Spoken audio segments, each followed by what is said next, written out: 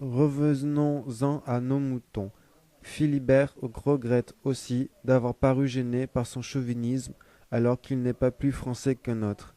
Il regrette surtout d'avoir toujours des regrets, mais Philibert est le genre d'homme qui vit sa vie dans les pensées et n'ayant pas envie de se répéter, de se lasser, il ne répète pas ses pensées dans la réalité quotidienne, bien que ses pensées font partie de la réalité quotidienne. C'est la faute des autres et surtout celle d'un autre moi des autres moi. Philibert ouvre la fenêtre pour sentir l'air, caresser ses cheveux et ragaillardir son visage. L'air vif et frais, la vitesse le rendent vivant. Philibert se sent bien, surtout dans sa nouvelle chemise en coton qu'il a achetée très peu cher dans une boutique branchée de New York. C'est une sorte de double plaisir, même s'il aurait aussi aimé le payer le prix fort. Philibert pense à son roman et doute de son style d'écriture. Il le trouve peut-être trop pointu, trop soutenu pour un roman road movie à l'américaine. C'est sûrement son côté français qui transparaît là. Il espère que la traversée de l'Atlantique en taxi se passera sans désagrément, mais n'ose pas demander au chauffeur les prévisions climatiques. Il se dit que le chauffeur bavard abordera bien le sujet à un moment ou à un autre. Il est même étonné que ce sujet n'ait pas encore fait surface pendant la conversation. Soyons patients, dit le chauffeur à ce moment-là, comme s'il lisait dans les pensées de Philibert et tenait une discussion avec lui par télépathie. Philibert n'est pas surpris. Les Martiens font cela depuis toujours, a-t-il lu dans son livre. La voiture roule sur l'eau, il n'y a pas trop de circulation.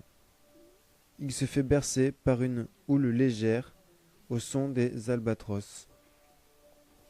C'est un moment de paix pour lui dans cette vie qui n'est qu'une guerre sans fin. Mais Philibert,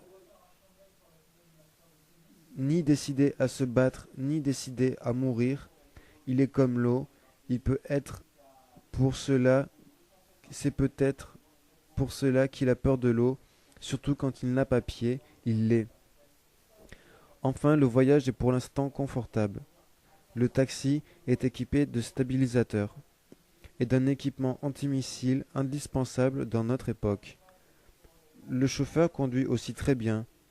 Il vient sûrement d'une autre planète où le temps s'écoule beaucoup plus vite que sur Terre et dont les habitants,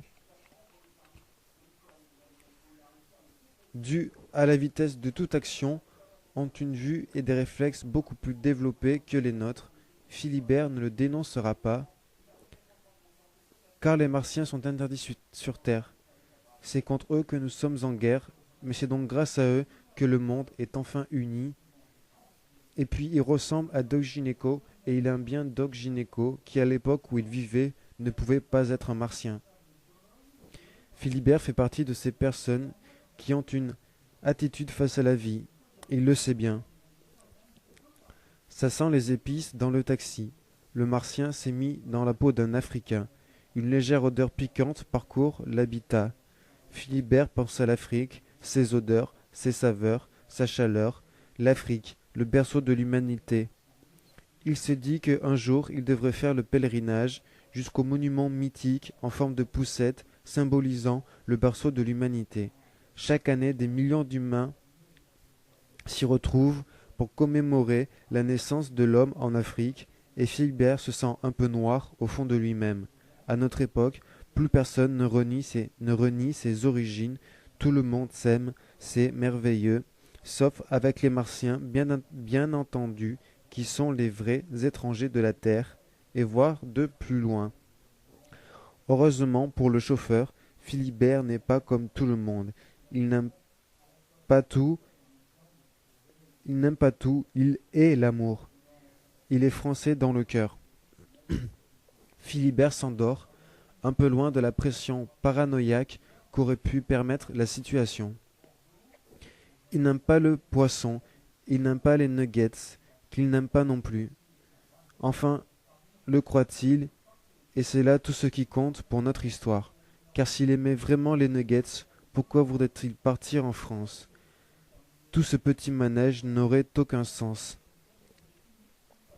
Les femmes adoraient Philibert, mais ils n'en auraient pas. La vie est ainsi faite que plaire ne suffit pas, il faut être. Les caniches pendent aux roues des voitures. La mer est pleine de caniches des mers. Ça sent le chien mouillé dehors. Philibert est bien au chaud dans son taxi africain de l'océan. L'Atlantique lui fait penser à l'Atlantide. C'est tout, deux mots perdus dans son langage. Philibert a souvent la sensation et parfois la certitude de vivre plusieurs fois les mêmes événements. Il y a une raison scientifique à cela. Philibert préfère se croire un peu médium. Il sait qu'un jour, il se passera quelque chose d'autre. Écrire un roman dans un système codé de signes, comme en informatique. Sauf que si le signe est toujours le même, le texte est indéchiffrable et vraiment secret. Ce serait le texte le plus secret et donc important de toute l'histoire du monde. Philibert se voit déjà entrer dans l'histoire par la grande porte, tel un Léonard de Vinci, mais en mieux, car c'est plus difficile aujourd'hui de se faire passer pour un génie. À notre époque, Léonard de Vinci ne serait peut-être qu'un simple idiot dans l'art contemporain. Mais ça dépend aussi à quelle époque il serait né.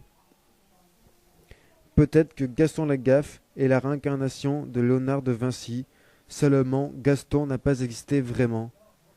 La question trotte encore un peu dans la tête de Philibert, sans plus de réponse. Le chauffeur est en fait un Africain français de l'océan Atlantique. Il part donc un peu de musique française avec Philibert, tout en écoutant de la musique américaine. Le moment est tragique. Sur un coup de sang, Philibert demande au chauffeur noir d'éteindre le poste et celui-ci s'exécute. Le radar de contrôle antimissile indique quelque chose.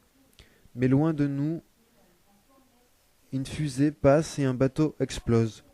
Le chauffeur m'explique que ce n'est qu'un boat people avec des passagers clandestins venus de Mars et que les faire exploser à coups de missiles est vraiment la seule solution efficace et dissuasive.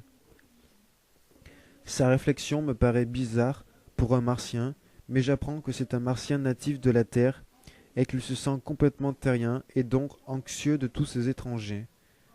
Je n'ose lui dire qu'il a un comportement raciste et que c'est un comble pour un noir.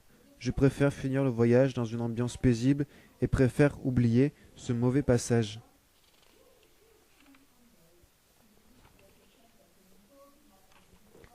En France, Philibert habite une maison toute blanche, avec des mots à l'intérieur.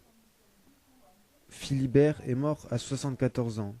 Il avait bien vécu, contrairement à ce que l'on pourrait penser, il ne s'est pas fait assassiner pour ses engagements politiques par un martien. Il est mort de vieillesse, la vie devant les yeux, et l'espoir naissant d'un monde meilleur. Il avait toujours fait son possible pour donner de l'amour aux gens, faire don de lui, être généreux. Il aimait l'homme, et l'homme, cet animal de génie, le lui rendait bien.